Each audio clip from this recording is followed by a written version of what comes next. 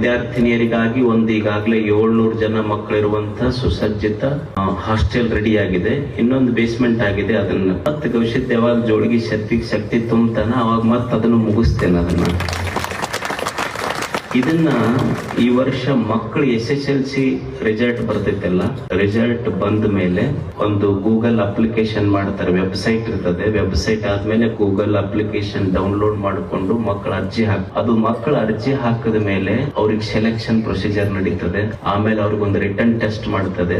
Return test ಆದ್ಮೇಲೆ ಈ ವರ್ಷ 600 ಮಕ್ಕಳು ಅಂದ್ರೆ 400 ಮಕ್ಕಳು ಅವ್ರಿಗೆ ನೀಟು CET ಕೋಚಿಂಗ್. ಇನ್ನು 200 ಮಕ್ಕಳು 400 ಮಕ್ಕಳಿಗೆ ವಿಜ್ಞಾನ ವಿಭಾಗದಿಂದ ತಗೊಂತಾರೆ. 200 ಮಕ್ಕಳಿಗೆ ಆರ್ಟ್ಸ್ ಮಕ್ಕಳಿಗೆ ತಗೊಳ್ಳೋದು. ಅವ್ರಿಗೆ ಏನ್ ಪ್ಲಾನ್ ಇದೆ ಅಂದ್ರೆ, ಈಗ ಎಷ್ಟೋ ಮಂದಿಗೆ ಮಕ್ಕಳು IAS IPS ಹಳ್ಳಿ ಮಕ್ಕಳು ಮಾಡ್ಬೇಕಂತ, ಅವ್ರಿಗೆ ಎಲ್ಲಿ ಹೋಗ್ಬೇಕು ಎಲ್ಲಿ ಓದ್ಬೇಕಂತ ಗೊತ್ತಿರೋದಿಲ್ಲ. ಅದಕ್ಕೆ ಅವ್ರಿಗೆ 2 ವರ್ಷದಲ್ಲಿ PUC first year second year arts ನೊಳಗನೆ ಒಂದು ಕಾಂಪಿಟೇಟಿವ್ ಎಕ್ಸಾಮ್ ಓದ್ಲಿಕ್ಕೆ ಏನೆಲ್ಲ ಸೌಲಭ್ಯ ಸೌಕರ್ಯ ಅವ್ರ ಮನಸ್ಥಿತಿ ಮತ್ತು ಸಿಲೆಬಸ್ ಮುಗಿಸಬೇಕು ಅದನ್ನ ಫಸ್ಟ್ ಇಯರ್ ಸೆಕೆಂಡ್ ನಲ್ಲೇ ಮುಗಿಸುವಂತ ಒಂದು ಪ್ಲಾನ್ ಅದ್ರೊಳಗೆ ರೆಡಿ ಆಗಿದೆ. ಅದನ್ನ ಮಾಡಬೇಕಂತ ಈಗ ಪ್ಲಾನ್ ಮಾಡಿದ್ವಿ.